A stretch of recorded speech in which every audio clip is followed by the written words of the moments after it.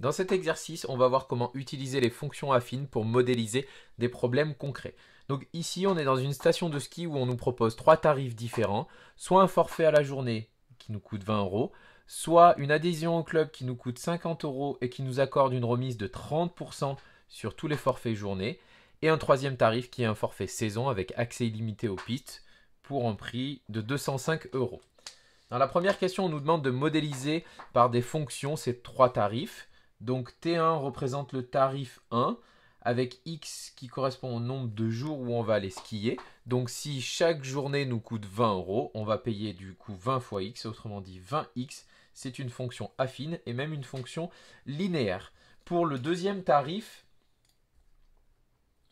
on va payer au départ une adhésion au club qui va nous coûter 50 euros qu'on ne paye qu'une fois dans l'année, plus 30% de remise pour chacun des forfaits. Donc il va falloir qu'on fasse un petit calcul.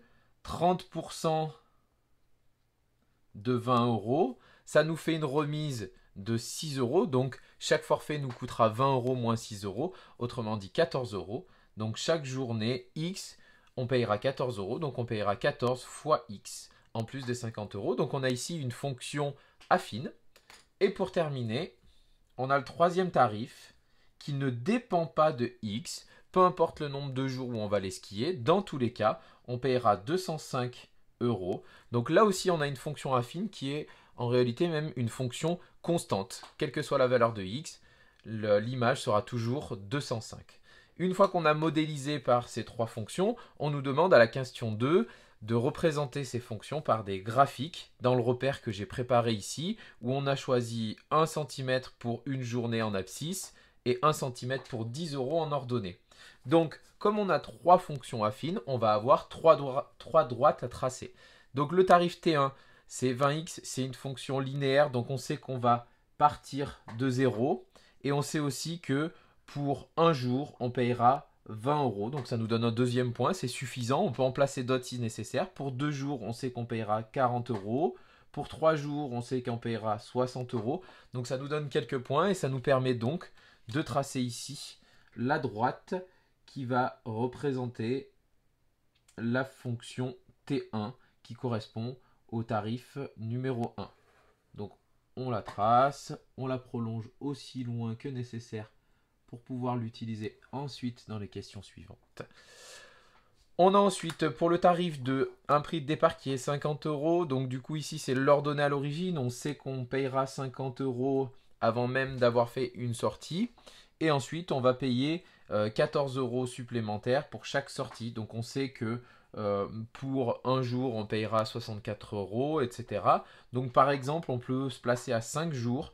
Pour 5 jours on payera 120 euros. 5 fois 14 qui fait 70 plus 50. Donc on sait que pour x égale 5, on sera à 120 euros. Donc ça nous donne 2 points, suffisamment éloignés l'un de l'autre pour pouvoir avoir un tracé précis. Et on sait aussi qu'on a une droite pour cette fonction affine. Et donc on peut tracer ici notre droite verte qui représente la fonction T2. Et pour terminer, la fonction T3, elle est constante, elle vaut tout le temps 205. Donc on peut se placer ici à 205 et on peut tracer une droite parallèle à l'axe des abscisses, vu qu'on a une fonction constante. Et donc voilà nos trois représentations graphiques. Maintenant, on nous demande, à la question 3, d'essayer de savoir quand est-ce que le tarif 2, c'est-à-dire le tarif vert, va être plus avantageux que le tarif bleu. Ça veut dire quand est-ce que la droite verte va passer en dessous de la droite bleue. Donc on voit que c'est à partir de ce point-là, si on se ramène sur l'axe des abscisses, on se rend compte que c'est un petit peu après 8 journées. Donc autrement dit, à partir de 9 journées, on aura un tarif plus avantageux avec le tarif 2. Donc on peut écrire que le tarif 2 est plus avantageux à partir de 9 journées.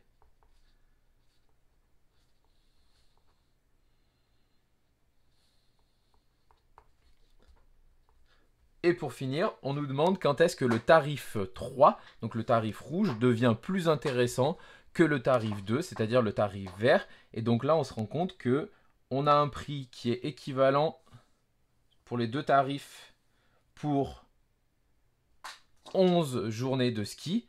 Donc pour 11 journées de ski, les deux prix sont équivalents. Donc c'est à partir de la 12e journée de ski que le tarif 3 sera plus intéressant. Donc le tarif 3 est plus avantageux à partir de 12 journées de ski. Voilà pour cet exercice.